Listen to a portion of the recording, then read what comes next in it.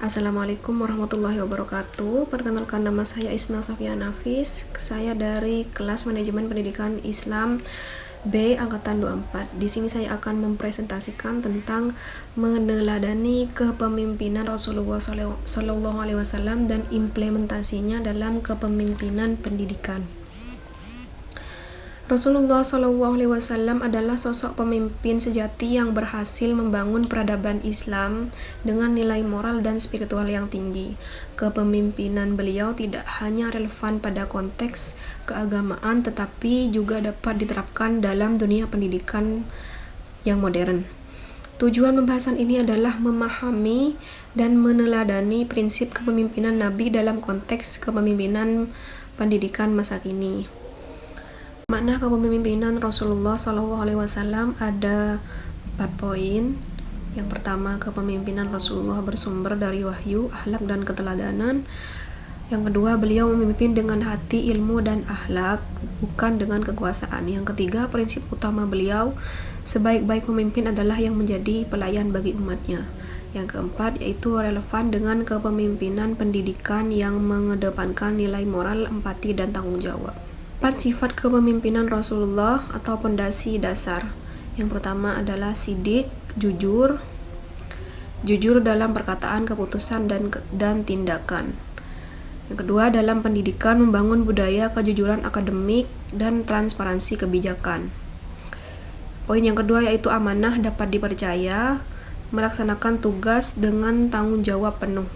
Yang kedua, dalam pendidikan, guru dan kepala sekolah harus menjaga kepercayaan peserta didik dan masyarakat. Poin yang ketiga yaitu tabligh. Tabligh di sini menyampaikan kebenaran. Rasulullah menyampaikan wahyu dengan jelas dan penuh hikmah.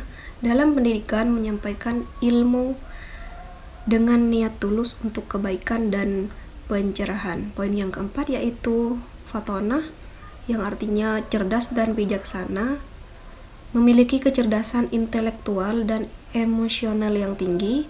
Dalam pendidikan, pemimpin harus visioner, inovatif, dan adaptif terhadap perubahan zaman.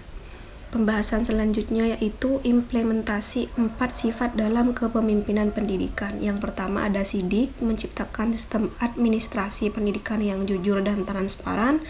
Yang kedua ada amanah, menjaga kepercayaan publik terhadap lembaga pendidikan. Yang ketiga yaitu tabligh, menyalurkan ilmu dan nilai karakter secara komunikatif dan inspiratif. Yang keempat yaitu fatonah, menggunakan strategi dan kebijakan yang efektif, inovatif, dan berbasis data. Selanjutnya, pembahasan yaitu empati dan kasih sayang Rasulullah. Rasulullah dikenal lembut dan penuh kasih bahkan terhadap musuh. Beliau memahami kebutuhan dan kondisi setiap pengikutnya secara personal. Dalam kepemimpinan pendidikan, pemimpin harus peka terhadap kebutuhan guru, siswa, dan staf. Menumbuhkan lingkungan belajar yang hangat, saling menghargai, dan humoris. Kemudian, dampak empati dan kasih sayang dalam kepemimpinan. Yang pertama, meningkatkan loyalitas dan kepercayaan bawahan atau peserta didik. Yang kedua, membangun hubungan emosional yang harmonis.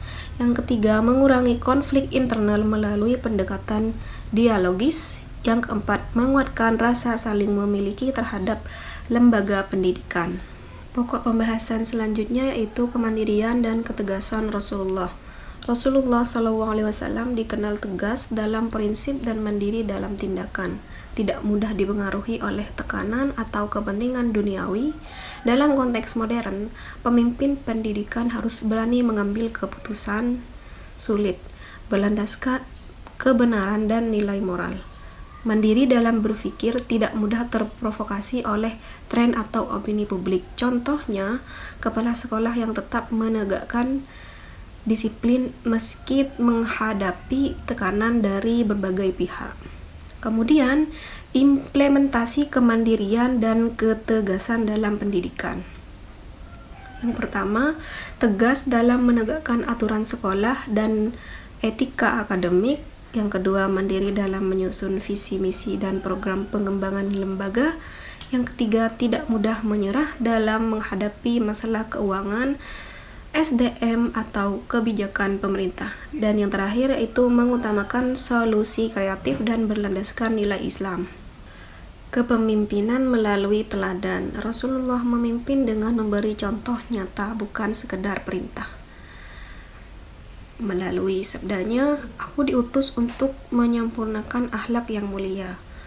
Teladan dalam tutur kata, disiplin, tanggung jawab, dan kesederhanaan. Dalam pendidikan, pemimpin harus menjadi role model bagi guru dan siswa. Kemudian, teladan Rasulullah dalam dunia pendidikan menjadi inspirasi dalam membangun budaya kerja yang disiplin dan jujur, mendorong peserta didik untuk berakhlak mulia dan berilmu, menumbuhkan semangat belajar sepanjang hayat, menjadikan lembaga pendidikan sebagai tempat pembentukan karakter yang islami. Poin selanjutnya, relevansi kepemimpinan Rasulullah dengan kepemimpinan modern. Yang pertama, kepemimpinan Rasulullah adalah transformasi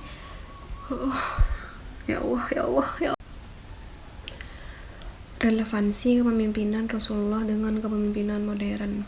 Kepemimpinan Rasulullah itu transformasional dan partisipatif, fokus pada nilai etika dan kesejahteraan bersama, sejalan dengan konsep leadership by example dan servant leadership dalam teori modern, membentuk pemimpin pendidikan yang humoris, inovatif, dan spiritual. Kesimpulannya, kepemimpinan Rasulullah SAW merupakan teladan sempurna bagi semua bidang, termasuk pendidikan. 4 sifat dasar sidik, amanah, tabligh, fatonah menjadi fondasi utama. Empati, kasih sayang, kemandirian, ketegasan, dan keteladanan menjadi kunci keberhasilan memimpin lembaga pendidikan. Dengan meneladani Rasulullah, pemimpin pendidikan dapat menciptakan generasi berakhlak, berilmu, dan berdaya guna. Cukup sekian, kurang lebihnya mohon maaf. Wassalamualaikum warahmatullahi wabarakatuh.